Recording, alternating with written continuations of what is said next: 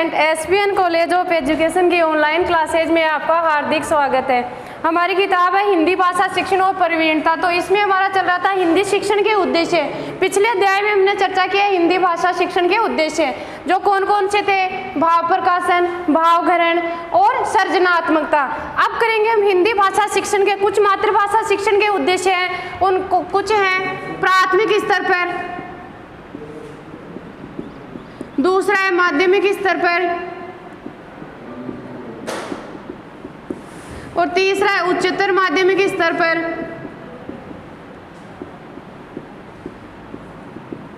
तो इस पर क्या किया गया कि मातृभाषा शिक्षण के कुछ उद्देश्य निर्धारित किए गए कि विद्यार्थियों को किस प्रकार शिक्षण कराया जाना चाहिए, विद्यार्थियों में हिंदी साहित्य में किस प्रकार की भाषा का सहस्वर वाचन या मौन वाचन, गद्य पद्य का किस प्रकार शिक्षण करवाया जाना चाहिए। तो हम पढ़ते हैं मातृभाषा शिक्षण के कुछ सामान्य उद्देश्य। तो उसमें आएंगे हमारे हिंदी शिक्षण के उद्देश्य। हिंदी शिक्षण के उद्देश्य में क्या क्या आ जाएंगे कि छात्रों को क्या करना चाहिए, ज्ञान विवेक एवं चरित्र का विकास करना ही क्या है हिंदी भाषा शिक्षण का लक्ष्य है। छात्रों में क्या करना चाहिए, ज्ञान विवेक वह चरित्र का विकास करना ही क्या है। विद्यार्थियों में ज्ञान विवेक चरित्र का विकास करना ही हिंदी भाषा शिक्षण का क्या है, मुख्य लक्ष्य है। हिंदी भाषा शिक्षण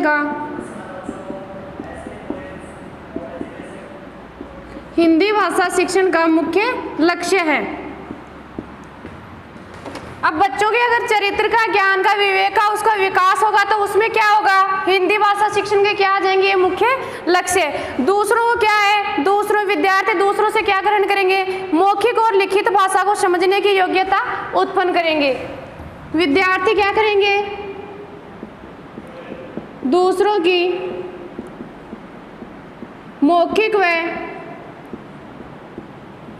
लिखित अभिव्यक्ति को समझने की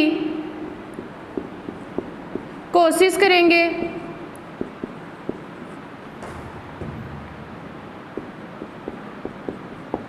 तो विद्यार्थी क्या करें, विद्यार्थी में अगर ज्ञान विवेक और चरित्र का विकास होगा तो हिंदी भाषा शिक्षण का क्या है, ये मुख्य लक्ष्य है। तो विद्यार्थी क्या करेंगे, दूसरों की मौखिक और लिखित अभिव्यक्ति को ग्रहण करेंगे। तो क्या होगा, वो समझने की कोशिश करके क्या करेंगे, अपनी योग्यता प्रदान करेंगे।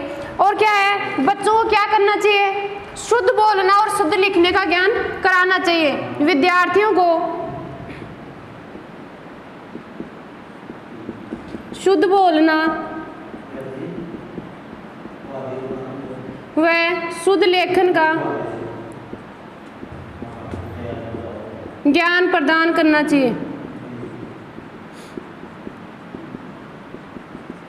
तो ये क्या है, विद्यार्थियों को शुद्ध लेखन में भी और उसका मौखिक अभिव्यक्ति भी क्या होनी चाहिए, शुद्ध होनी चाहिए। विविध लोकोक्तियों मुहावरों आदि का क्या होना चाहिए, ज्ञान होना चाहिए।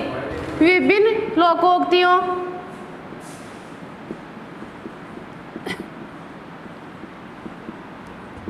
मुहावरों आदि का ज्ञान होना चाहिए।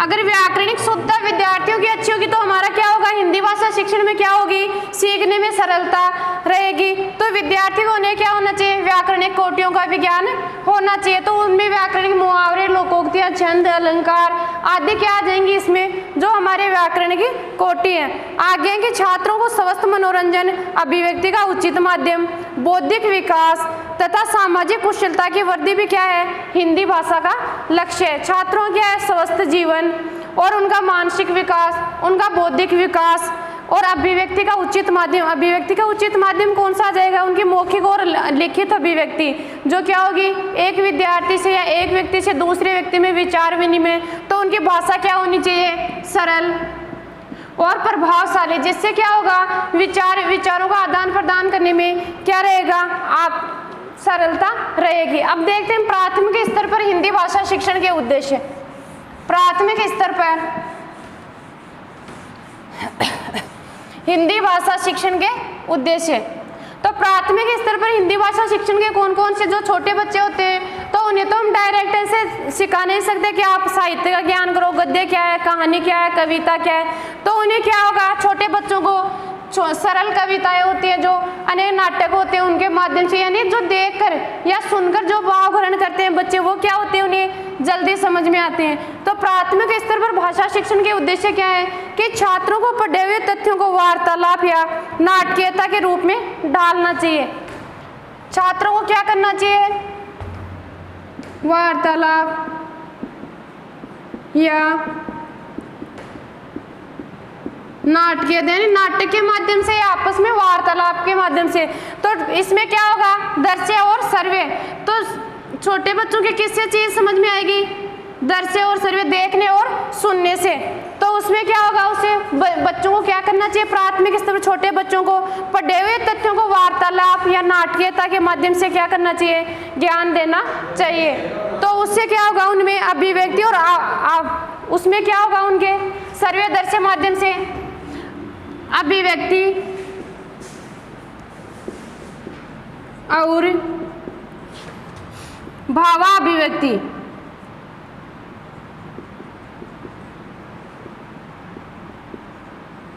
अभिव्यक्ति और भावाभिव्यक्ति का क्या होगा, विकास किस रूप में, मौखिक और लिखित रूप में। उनके दोनों भावों का क्या होगा, विकास।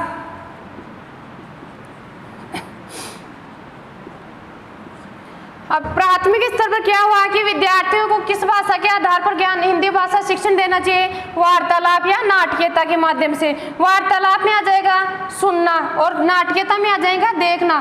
तो देखकर छोटा बच्चा होता है तो उसका क्या होता है, दृश्य श्रव्य माध्यम से क्या हो रहा है, बच्चे को जल्दी समझ में आ रहा है। तो उसे हम डायरेक्ट हम कुछ अन्य अनेक साहित्य विधाओं का ज्ञान करवा नहीं सकते। तो धीरे धीरे उसे क्या होता है, देखने और सुनने से फिर क्या होता है, उसके दिमाग में आता है। तो जितना बच्चे का मानसिक विकास होता है उसी के या उसकी उम्र के अनुसार ही उसे क्या करना चाहिए, ज्ञान प्रदान करना चाहिए।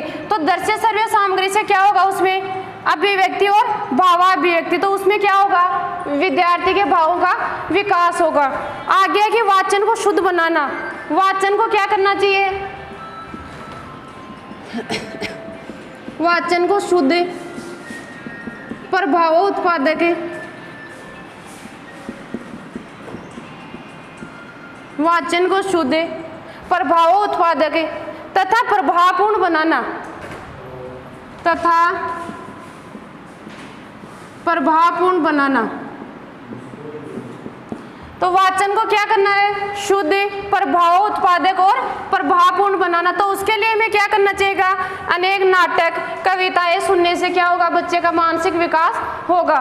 छात्रों को क्षमताशील बनना चाहिए कि वे मौन वाचन के द्वारा क्या करने, अपने तथ्यों को याद।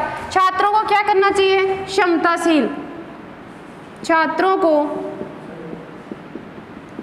क्षमताशील बनना चाहिए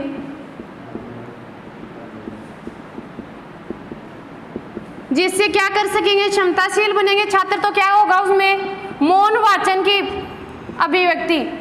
मौन वाचन जैसे कोई बच्चा कहानी पढ़ रहा है या कहानी, तो उसमें क्या होगा इस प्रकार पढ़ना चाहिए कि वो अपने मौन वाचन करेगा तो उसे क्या है, क्या करेगा, विभिन्न तथ्यों को अगले समय तक क्या कर सकेगा, याद। तो तथ्यों को याद करने के लिए क्या करना चाहिए, उसे विद्यार्थी को क्षमताशील बन के मौन वाचन द्वारा उसे पाठन करना चाहिए। और कविता का वाचन कैसा होना चाहिए, सहस्वर। प्राथमिक स्तर पर कविता का वाचन, कविता का माध्यम कौन सा होना चाहिए,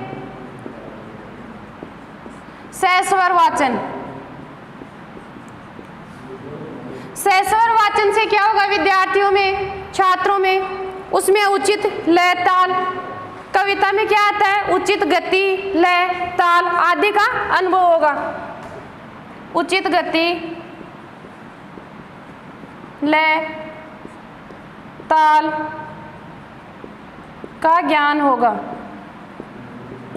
तो और क्या होगा, उसमें शब्द भंडार में भी वृद्धि होगी। अगर धीरे धीरे ऐसे जो सुनेगा और देखेगा विद्यार्थी तो उसमें क्या होगा, शब्द भंडारों में भी क्या होगी, वृद्धि होगी। तो ये हो गए हमारे प्राथमिक स्तर पर भाषा शिक्षण के उद्देश्य। तो पहला था हमारा वार्तालाप या नाटकीयता के माध्यम से, फिर उसमें क्या होगा, अभिव्यक्ति और भावाभिव्यक्ति के माध्यम से क्या करेगा, अपने भावों का विकास करेगा। तीसरा है वाचन को शुद्ध, विद्यार्थी को क्या करना चाहिए, वाचन को शुद्ध या प्रभावशाली और प्रभावपूर्ण बनाने की कोशिश करनी चाहिए, जिससे क्या होगा, अगले व्यक्ति को समझ में आएगा, तो वो अर्थ का अनर्थ नहीं होगा, यानी वो एक सार्थक शब्द बन जाएगा या एक सार्थक भाषा का रूप ले लेगा। अगला है छात्र को क्षमताशील होना चाहिए, तो क्षमताशील बनने के लिए क्या करना चाहिए, मौन वाचन, जिससे क्या होगा, अगले समय तक यानी गहरे विभिन्न तथ्यों को याद करने में क्या होगी, उसे सरलता आएगी। लास्ट है हमारा कि कविता का माध्यम कैसा होना चाहिए, गद्य में तो क्या आ जाएगा, कहानी में तो मौन वाचन, और कविता में क्या आ जाएगा, सहस्वर वाचन। तो सहस्वर वाचन में किन चीजों का ज्ञान हो जाएगा बच्चे को, उचित गति, लय, ताल आदि का भी ज्ञान हो जाएगा। तो ये हो गए हमारे प्राथमिक स्तर पर भाषा शिक्षण के उद्देश्य। हम जो मातृभाषा के मुख्य उद्देश्य हैं, ये थे हमारे सामान्य उद्देश्य। मूल उद्देश्य में है मातृभाषा शिक्षण के मूल उद्देश्य,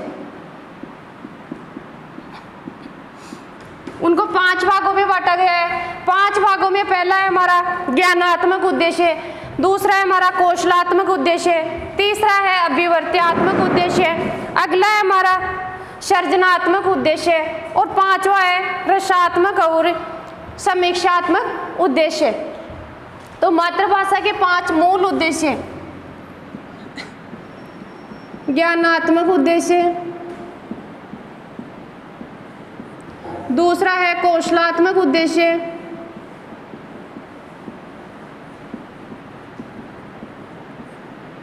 तीसरा है सृजनात्मक उद्देश्य, चौथा है अभिवर्त्यात्मक उद्देश्य,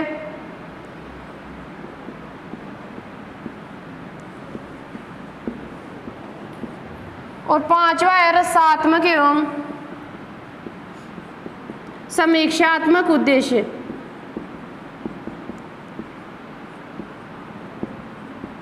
तो ये हमारी मातृभाषा हिंदी के जो 5 मेन उद्देश्य जो निर्धारित किए हैं, आज हम उनके बारे में चर्चा करेंगे। तो पहले होते हैं कि ज्ञानात्मक उद्देश्य के अंतर्गत ऐसी कौन कौन सी चीजें आती हैं जो विद्यार्थी में क्या करती है, व्यवहारगत परिवर्तन। तो उसमें क्या आ जाएगा, ज्ञानात्मक उद्देश्य में विद्यार्थियों में व्यवहारगत ज्ञानात्मक उद्देश्य क्या करता है, हिंदी भाषा एवं साहित्य की मूलभूत बातों का ध्यान कराती है। मूलभूत बातें कौन कौन सी हैं, इनमें क्या आ जाएगा, छात्रों में व्यवहारगत परिवर्तन। व्यवहारगत परिवर्तन में क्या क्या आ जाएंगे कि उनमें उनके ज्ञानात्मक उद्देश्य छात्रों क्या कराएंगे, हिंदी भाषा एवं साहित्य का ज्ञान। व्यवहारगत परिवर्तन में क्या आ जाएंगे उनके, हिंदी भाषा व साहित्य का ज्ञान। अब हिंदी भाषा और साहित्य का ज्ञान होगा तो उसमें विद्यार्थियों को ज्ञानात्मक उद्देश्य में किन किन बातों पर ध्यान रखना है, कि किन किन बातों के अंतर्गत उसके तुलना करनी है, कि छात्रों में विश्लेषण। छात्रों में इसका पहला उद्देश्य है छात्रों में विश्लेषण, तुलना, वर्गीकरण आदि का क्या होना चाहिए बच्चों को, इनके अंदर उदाहरण देने की क्षमता का विकास होना चाहिए। वर्गीकरण व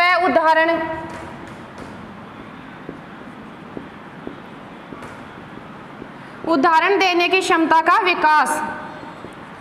तो ये क्या हो गया, हिंदी भाषा में साहित्य का ज्ञान। हिंदी भाषा और साहित्य ज्ञान में इसमें मेन उद्देश्य क्या है कि छात्रों में क्या होनी चाहिए, विश्लेषण, तुलना, आपस में तुलना करना, किसी चीज का वर्गीकरण करना। तो वर्गीकरण, तो उनमें क्या तुलना है, क्या उनमें विभिन्नता है, उदाहरण आदि देने के क्या होना चाहिए, उनकी क्षमता को विकसित करना चाहिए। अगला है उच्चतर माध्यमिक स्तर पर विद्यार्थियों को हिंदी साहित्य के इतिहास की सामान्य जानकारी होनी चाहिए। मातृभाषा शिक्षण में क्या होना चाहिए, ज्ञानात्मक उद्देश्य में उच्चतर माध्यमिक स्तर पर विद्यार्थियों को क्या होना चाहिए, हिंदी साहित्य के इतिहास की, हिंदी साहित्य के इतिहास की सामान्य जानकारी की हिंदी भाषा की उत्पत्ति कैसे हुई, इनका विकास कैसे हुआ, पहले कौन कौन से विद्वानों के अनुसार इनको कैसे कैसे माना था। तो इन चीज़ों का क्या होना चाहिए विद्यार्थियों को, ऐसे डायरेक्ट ही नहीं कि हम हिंदी के बारे में चर्चा करें। अगर बच्चों को हिंदी भाषा की उत्पत्ति का भी नहीं पता तो वो मैन उसमें जाके आगे पढ़कर क्या करेंगे। तो पहले बच्चों को सामान्य जानकारी देनी चाहिए, उसके बाद में क्या करना चाहिए, उन्हें हिंदी साहित्य के अनेक विधाओं का ज्ञान देना चाहिए। छात्रों को सामाजिक, सांस्कृतिक, पौराणिक आदि तथ्यों से छात्रों को क्या करना चाहिए, सामाजिक, सांस्कृतिक, पौराणिक आदि तथ्यों की क्या देनी चाहिए, जानकारी। तो उनमें क्या आ जाएगा, ये ज्ञानात्मक उद्देश्य के अंतर्गत आ जाएगा। अब माध्यमिक स्तर पर, उच्चतर माध्यमिक स्तर पर तो क्या था कि विद्यार्थियों को हिंदी साहित्य का ज्ञान कराना चाहिए। तो माध्यमिक स्तर पर किस प्रकार का ज्ञान देना चाहिए बच्चों को, विभिन्न विधाओं। माध्यमिक स्तर पर कौन सा आ जाएगा, जो कहानी है, संस्मरण है, रिपोर्टाज है, कविता है, यात्रा है, ये क्या होना चाहिए, माध्यमिक स्तर पर कैसा ज्ञान देना चाहिए, इनके बारे में इनको अवगत कराना चाहिए, इनका सामान्य ज्ञान देना चाहिए। और छात्रों में ध्वनि व वाक्य रचना के साथ क्या करना चाहिए, इनमें ध्वनि और वाक्य रचना का भी ज्ञान कराना चाहिए, ध्वनि व वाक्य रचना का ज्ञान कराना चाहिए। तो ये हो गए हमारे ज्ञानात्मक उद्देश्य के कुछ मुख्य बिंदु कि छात्रों में व्यवहारगत परिवर्तन किस आधार पर होगा, भाषा व साहित्य का ज्ञान होने पर। तो उनमें इनके मुख्य उद्देश्य क्या क्या हो जाएंगे, छात्रों में कौन कौन सी भावनाएं विकसित होंगी, छात्रों में विश्लेषण, तुलना, वर्गीकरण, उदाहरण आदि की क्षमता क्या होगी, उनके अंदर उत्पन्न होगी। फिर उच्चतर माध्यमिक स्तर पर क्या होना चाहिए, हिंदी साहित्य का ज्ञान प्रदान करना चाहिए। और माध्यमिक स्तर पर कैसा ज्ञान देना, कहानी, संस्मरण, कविता, गद्य के अंतर्गत जो आ जाएंगी, रिपोर्टाज, यात्रा आदि का ध्वनि और वाक्य रचना का भी ज्ञान होना चाहिए। अगला देखते हैं हम कौशलात्मक उद्देश्य। कौशलात्मक में आ जाएगा छात्रों में अनेक प्रकार के कौशल विकसित करना। कौशलात्मक उद्देश्य के अंतर्गत भाषा में लिखना, पढ़ना, सुनना, बोलना, अर्थ, भाव आदि चीजें आ जाएंगी। इसमें आ जाएंगी सुनना, बोलना, पढ़ना, लिखना आदि क्या है, अर्थ, भाव उत्पन्न होना, ये क्या आ जाएंगे विद्यार्थियों में कौशलात्मक उद्देश्य के अंतर्गत। तो इसमें क्या आ जाएगा, इनमें क्या होना चाहिए, आरोह है, अवरोह है। जो हम एक कविता में या जो एक गद्य पढ़ रहे हैं तो उसमें क्या है, हमें आरोह है, अवरोह है, बोली के उतार चढ़ाव का, कि वाक्य या शब्द के वाक्य के अनुसार हमें क्या करना चाहिए, बोली के उतार चढ़ाव का सही से प्रयोग करना चाहिए। तो इसमें मुख्य बिंदु क्या है, आरोह है, अवरोह को, आरोह अवरोह का साथ भाषा का अध्ययन करना।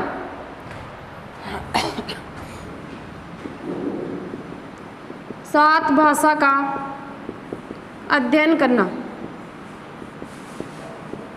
ये क्या हो गया, हमारे कौशलात्मक उद्देश्य में अनेक प्रकार के भाषा के उतार चढ़ाव का ध्यान रखना चाहिए। वक्ता बनकर या बोलकर, वक्ता बनकर ये आ गया हमारा बोलने के अंतर्गत, वक्ता बनकर अपने भावों को प्रकट करना, वक्ता बनकर अपने भावों को प्रकट करना। ये क्या हो गया हमारे कौन से कौशल के अंतर्गत आ गया, बोलना या बोलकर अभिव्यक्त करना। अगला हमारा छात्रों को शुद्ध शैशव और वाचन, छात्रों को पढ़ने में कौन सी आ जाएगी, तीसरी हमारी जो है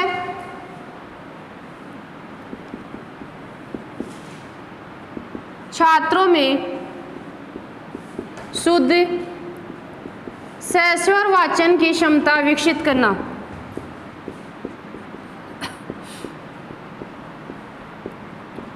कि अगर बच्चा जैसा वाचन करेगा वैसा ही लिखेगा, तो उससे पहले बच्चे में क्या होना चाहिए, मौखिक अभिव्यक्ति उसकी कैसी होनी चाहिए, अच्छी होनी चाहिए कि दूसरे व्यक्ति को स्पष्ट सुनाई दे सके। तो पहले क्या था कि वक्ता बनकर अपने भावों को प्रकट करना, तो प्रकट करेगा तो उससे क्या होगा, शुद्ध शैशव और वाचन की भी क्या होगी, उसके अंतर्गत क्षमता विकसित होगी। और क्या होगा, सारांश ग्रहण करने, मूल्यांकन के लिए छात्रों को तैयार करना। अगला क्या है, सारांश ग्रहण करना,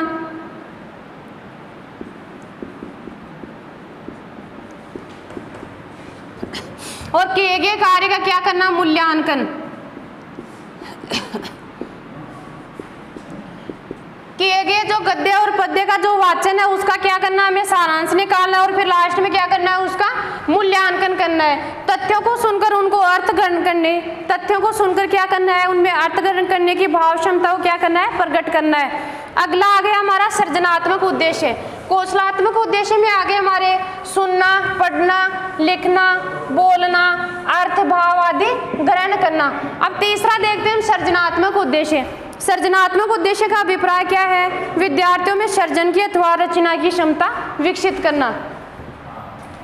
सृजन अथवा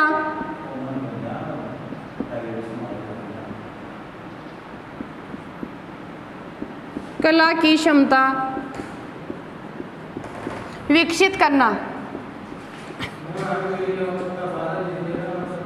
सृजन अथवा कला की क्षमता विकसित करना, तो इसमें क्या आ जाएगा, रचना। तो विद्यार्थियों को मौलिक रचना के लिए प्रोत्साहित करना। अब कला में क्या आ जाएंगे, अनेक रचनाएं। तो रचनाएं कौन सी होंगी, मौलिक रचनाओं। विद्यार्थियों की जो मौलिक रचनाएं हैं उनको विकसित करना। अब मौलिक रचनाओं में कौन कौन सी आएंगी, विद्यार्थियों को निबंध, कविता, उपन्यास, पत्र, संवाद आदि को लिखने के लिए क्या करना चाहिए, प्रेरित। मौलिक रचनाएं उनमें विकसित क्या होंगी, कैसे होंगी कि विद्यार्थियों को क्या करना चाहिए, कहानी, कविता, संस्मरण, रिपोर्टाज आदि क्या है उनको लिखने की उसमें क्या करनी चाहिए, पत्र है, उपन्यास है, उनके कौशल, उनकी कला को विकसित करना चाहिए। तो उनमें क्या आ जाएंगी, मौलिक रचना। तो मौलिक रचना उनकी कैसे उभरेगी कि वो अनेक संस्मरण, अनेक गद्य, कविताएं, कहानी जो है उनके बारे में उन्हें वो लिखेगा, तो उन्हें क्या होगा, अनेक उनके अंदर कौशल विकसित होंगे। तो उनमें क्या होगा, स्वानुभूति। अब ऐसी चीजें अगर उनमें लिखने की योग्यता होगी तो उसे कौन सी अनुभूति आएगी, स्वानुभूति की भावना क्या होगी, विकसित होगी। स्वानुभूति की भावना क्या होगी, उनके अंदर विकसित होगी। तो स्वाध्याय के अवसर उन्हें प्रदान करने में विचारों की अभिव्यक्ति की क्या होगी, बच्चों को पूर्ण अवसर मिलेंगे। तो ये हो गया हमारा सृजनात्मक उद्देश्य। विद्यार्थियों में क्या होगा, सृजन अथवा रचना की क्षमता विकसित करना। अब रचना के अंतर्गत मौलिक रचनाएं आ जाएंगी। मौलिक रचनाओं में जैसे हमारे कहानी, कविता, रिपोर्टाज, अनेक यात्रा वृत्तांत वो आ जाएंगे। अगला है हमारा अभिवर्त्यात्मक उद्देश्य। तीन उद्देश्य हो गए हमारे, ज्ञानात्मक उद्देश्य, कौशलात्मक, सृजनात्मक। अगला है हमारा अभिवर्त्यात्मक उद्देश्य। तो इसके अंतर्गत क्या आ जाएंगे, छात्रों के दृष्टिकोण, छात्रों का क्या दृष्टिकोण है, छात्रों के दृष्टिकोण व मूल अभिव्यक्तियों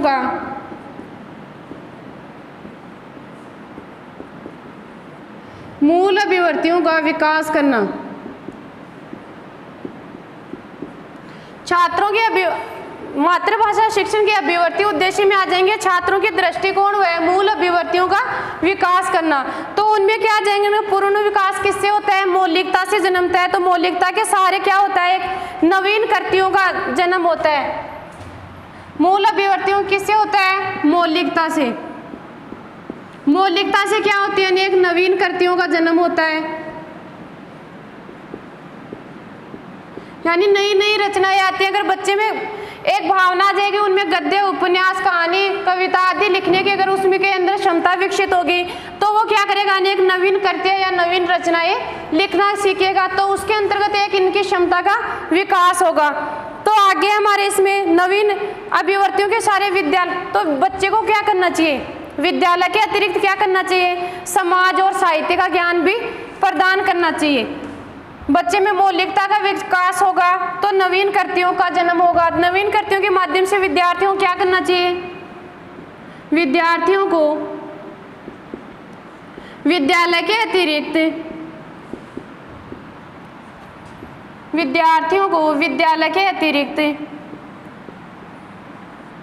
समाज और साहित्य कार्यक्रम में भाग लेने के लिए हमें क्या करना चाहिए, प्रेरित करना चाहिए।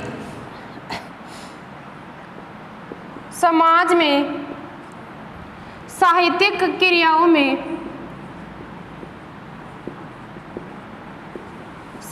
क्रियाओं में भाग लेने के लिए प्रेरित करना चाहिए। तो इसमें क्या होगा, अभिवर्त्यात्मक में छात्रों के दृष्टिकोण की ओर किसका होगा, मूल अभिवर्तियों का विकास। मूल अभिवर्तियों से किसका जन्म होगा, मौलिकता का। तो मौलिकता से क्या आएंगे, नवीन करते अनेक नई रचनाएं लिखने का विकास होगा।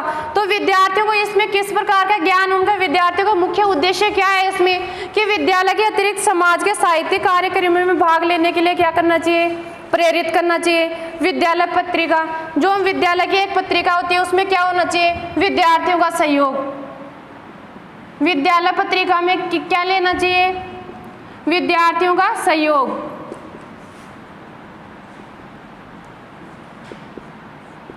विद्यार्थियों का, जिससे क्या होगा, उसे पूर्व ज्ञान के द्वारा क्या होगा, नवीन ज्ञान से जोड़ा जाएगा। कवियों एवं साहित्यकारों की कृतियों के अतिरिक्त उन्हें क्या करना चाहिए, चित्र, संस्मरण आदि भी क्या करना चाहिए इकट्ठा। कि कुछ विद्यार्थी जो अनेक प्रकार के उपन्यास पढ़ते हैं, अनेक उनके साहित्य पढ़ते हैं, रचनाएं पढ़ते हैं, तो उनके क्या करना चाहिए, उन्हें चित्र और संस्मरण क्या करना चाहिए इकट्ठे। तो उससे क्या होगा, उनमें अतिरिक्त क्षमता या अतिरिक्त ज्ञान का विकास होगा। अगला है साहित्यिक चित्रों तथा तथ्यों को भी क्या करना चाहिए, एकत्रित करना चाहिए। अब अगला है हमारा रसात्मक एवं समीक्षात्मक उद्देश्य। रसात्मक एवं समीक्षात्मक उद्देश्य के अंतर्गत जो विद्यार्थियों में एक साहित्य के पक्षों की आलोचना और समालोचना, साहित्य के पक्षों की क्या हो जाएगी, रसात्मक और समीक्षात्मक में। समीक्षा से सीधा अर्थ निकल रहा है आलोचना या समालोचना। अब समालोचना किसकी हो जाएगी, जो साहित्य के विभिन्न पक्ष हैं।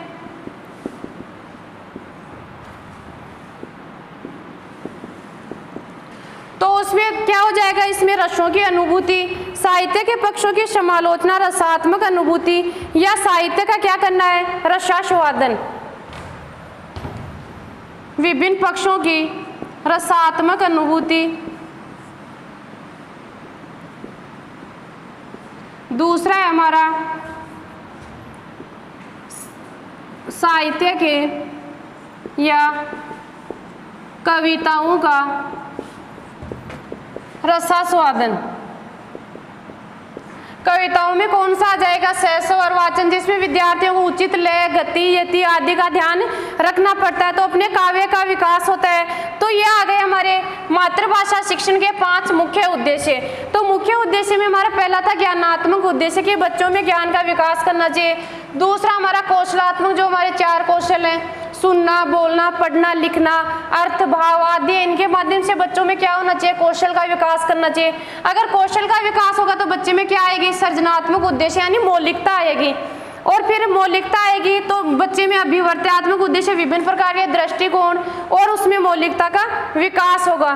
तो इसके द्वारा उसमें क्या होगा, आलोचना और समालोचना, यानी एक वो किसी चीज का वर्गीकरण करने में, किसी चीज को उदाहरण के द्वारा समझने में, एक इस प्रकार के ज्ञान की क्षमता का विकास हो सकेगा।